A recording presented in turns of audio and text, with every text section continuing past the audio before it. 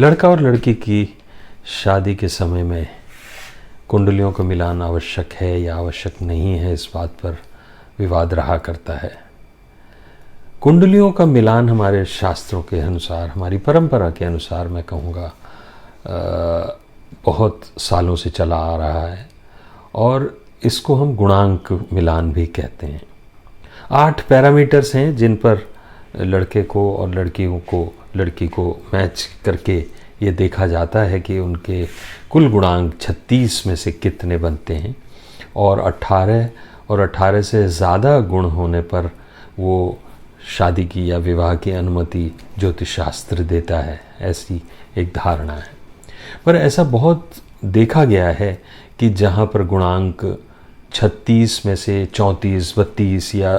36 गुण भी मिलते हैं लेकिन शादी सफल नहीं है, और ऐसे बहुत से कपल्स हैं जहाँ पर 18 और 18 से कम गुण मिलने पर भी शादी में कोई दिक्कत नहीं है और लड़का और लड़की हस्बैंड वाइफ की तरह से बहुत सुखी और अच्छा जीवन बिता रहे हैं। तो सवाल ये आता है कि गुणांक क्या ज़रूरी है या क्या सिर्फ गुणांक मिलाना ही ज़रूरी है? तो गुणांक जो है, जिसको हम मैच मेकिंग कहते हैं टेक्निकली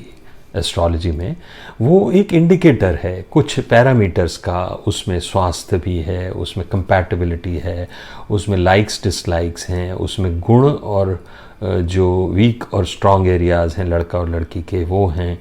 उसमें कुछ हद तक उनके आने वाली जो पीढ़ी है, उनके जो बच्चे होने वाले हैं, उनके स्वास्थ्य और उनकी सकुशलता के बारे में भी जानकारी मिलती है। इस तरह से गुणांक मिलान या मैच मेकिंग एक रफ़ आइडिया देता है कि इन लोगों का जो वैवाहिक जीवन है वो सफल और सुखी होने वाला है, और अगर हाँ तो किस डिग्री का। लेकिन गुणांक या मैच मेकिंग ही सब कुछ नहीं है। उसके अलावा हमको लड़के या लड़की का विवाह करते समय जिस वर या जिस कन्या से आप शादी कर रहे हैं उसकी हॉरोस्कोप को देख करके मिलान करना और फिर निर्णय लेना आवश्यक है,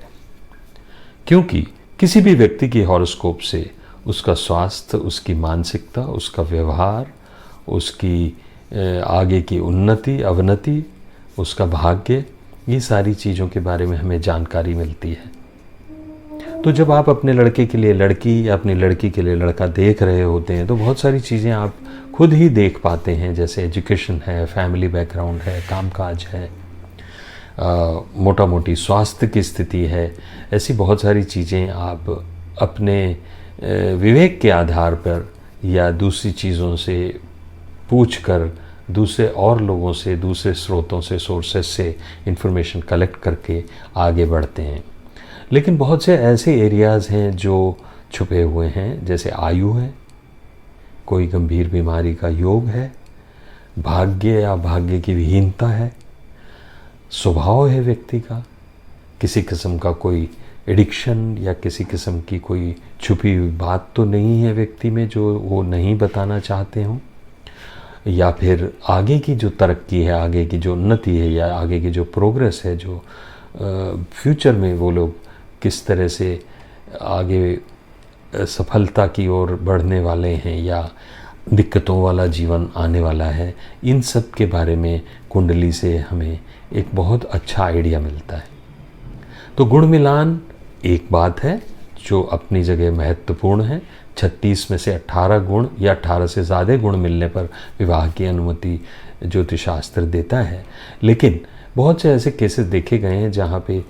34 और 36 गुण मिलने पर भी वैवाहिक जीवन बहुत सफल और सुखी नहीं रहा हुआ है, और कुछ ऐसे भी केसेस हैं जहाँ पर 18 से कम गुण मिलने पर भी लड़का और लड़की पति पत्नी की तरह से रह रहे हैं और बहुत सुखी हैं। तो उस स्थिति में जो कुंडलियाँ हैं, जो इंडिविजुअल हॉरोस्कोप है, इंडिविजुअल हॉरोस्कोप का ब्रिलियंस है, उसका जो पोटेंशियल है वो महत्वपूर्ण हो जाता है। और इसीलिए गुण मिलान के अलावा, मैच मेकिंग के अलावा कुंडली को स्टडी करना, अध्ययन करना और फिर ये निर्णय लेना कि शादी की जाए या शादी इस वर या इस कन्या से न की जाए, लिया जाना चाहिए।